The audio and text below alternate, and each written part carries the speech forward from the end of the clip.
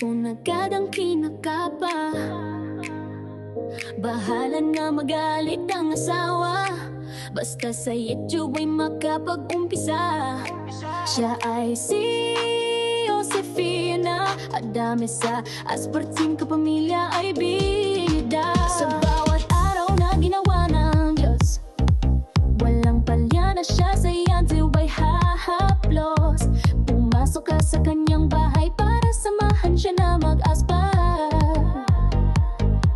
Makipagkaibigan habang siya ay kasabay, susugod sa iyong nilalapag na bahay. Hindi na baling walang kain, basta asbar sa kapamilya ay maihain. Hindi na baling magutom, basta sa bingo ay makapuro.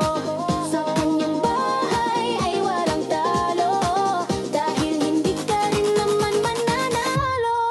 Si Josefina Adame ang aagap sa'yo, pasok ka lang sa bahay niya at makihalo-bilo. Bawal ang plastic at tupperware, kaya dapat ikaw ay maging totoo.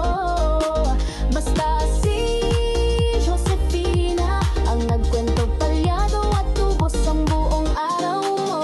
Kaya tara na na maasbar kay Josefina Adame, dahil sigurado lawit ang dila mo lagi sa kakatawa at kakakwento. Kahit walang bembang, basta makaaasbar at makapuro. Tandaan mo ang pangalan Josefina at